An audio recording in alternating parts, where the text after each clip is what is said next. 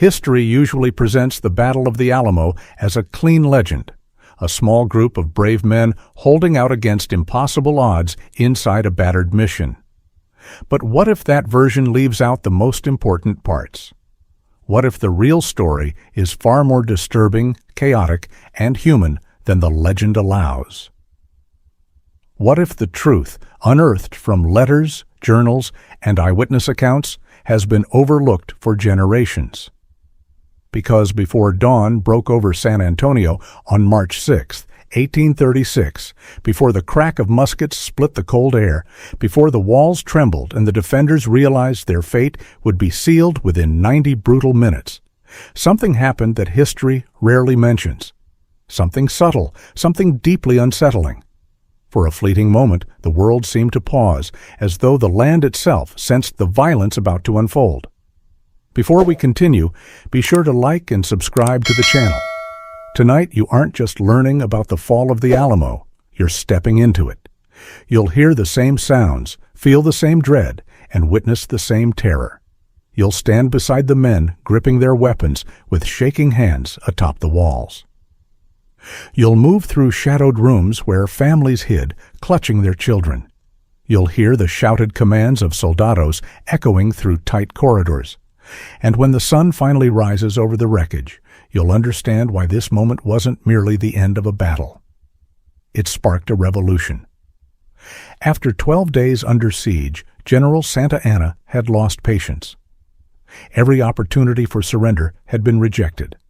The defenders were exhausted, heavily outnumbered, and nearly out of ammunition. Only 32 reinforcements had made it through. The rest of Texas was silent.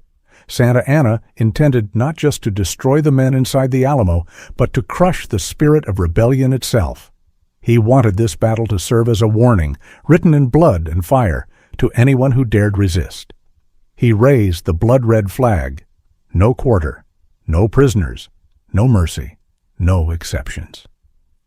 Shortly after midnight, nearly 1,700 Mexican soldiers rose quietly from the cold ground where they had been lying in silence.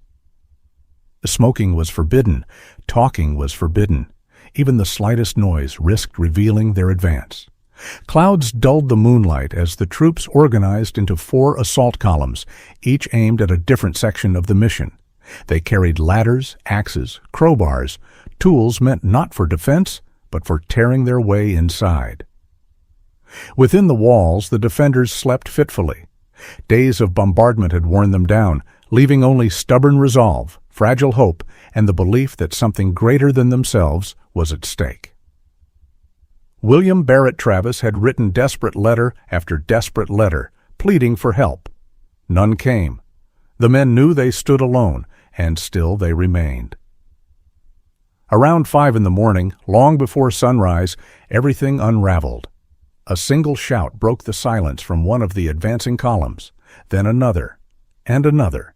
Within seconds, the entire line erupted in noise. Colonel Duque tried to silence his men, but it was too late. The element of surprise was gone. Santa Anna ordered the bugles to sound. Attention! Attack! El Deguello, the signal that no one would be spared. Thousands of boots surged forward. Dust rose beneath the moon. Steel flashed as the columns rushed the mission. The defenders were jolted awake by the thunder approaching the walls. Joe, Travis's servant, was startled awake as Captain John Bowell burst in, shouting that the Mexicans were advancing. Travis seized his shotgun. Joe grabbed his weapon as well. Together they ran to the north wall, where they saw dark waves of soldiers charging toward them, ladders raised, bugles screaming, the earth trembling beneath their feet. "Come on, boys," Travis shouted. "The Mexicans are upon us, and we'll give them hell." And hell answered. The first 2 columns slammed into the north wall. The defenders unleashed a devastating volley, tearing into the Toluca battalion and wounding Colonel Duque. But the attack didn't stop. Soldiers climbed over the dead, tripping over fallen comrades as they surged forward. The 3rd column, advancing from the east, shifted toward the north under relentless fire. Soon, much of Santa Anna's force was trapped in a deadly bottleneck. Commands dissolved into chaos. Ladders crashed. Shouts rang out in both Spanish and English. Rifle butts smashed into skulls. Axes bit into timber. Smoke blinded everyone, and in the confusion, the truth became clear. This was no orderly assault. It was a violent storm of fear, courage, and desperation. Soldados clawed their way up the wooden defenses, using hands, knees, anything that gave them purchase. Bodies, friend and foe, became stepping stones. Those who reached the top were met with knives, pistols, and a ferocity born of knowing there would be no mercy. Steel struck steel. Sparks flew. Defenders screamed for ammunition. The ladders kept coming. Travis fired both barrels of his shotgun into the advancing mass. Moments later, he fell, killed early in the fight. Joe realized the wall was lost. He fled into the darkness, hiding among the rooms where women and children waited in terror. From his vantage point, Santa Anna saw only confusion and believed the assault was failing. He committed his reserves. The granaderos surged forward, their numbers and discipline overwhelming the exhausted defenders. The north wall collapsed. Soldiers poured into the plaza. Muskets flashed in the dim morning light. The defenders retreated toward the long barrack. On the southwest corner, Morales's column pushed through the jackals near the south gate. They slaughtered the artillery crew, manning the massive 18-pounder, and turned the cannon inward.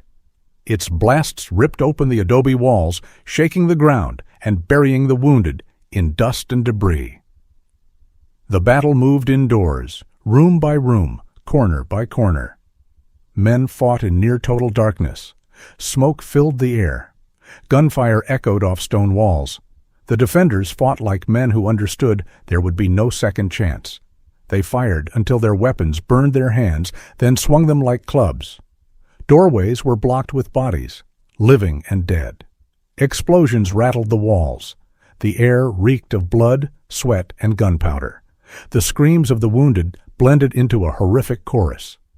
Inside the church, women and children huddled in fear as cannon fire shook the compound.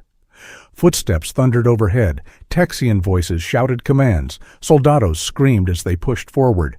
Then came the final gunshots as the last resistance collapsed. When soldiers entered the church, a child no more than 10 or 11 was shot before they realized civilians were inside. Screams stopped further gunfire, but nothing could halt what was happening beyond those walls. Texians near the palisade tried to escape along the Gonzales Road. Sesma's cavalry cut them down. Accounts vary. Some say 10 briefly escaped. Others claim 60 attempted it. None survived. One defender was seen holding his young son atop the wall. Some say they jumped together. Others say they were shot. The truth lies somewhere in between, lost to time. In less than 90 minutes, it was over. The gunfire faded. Smoke drifted in the early light.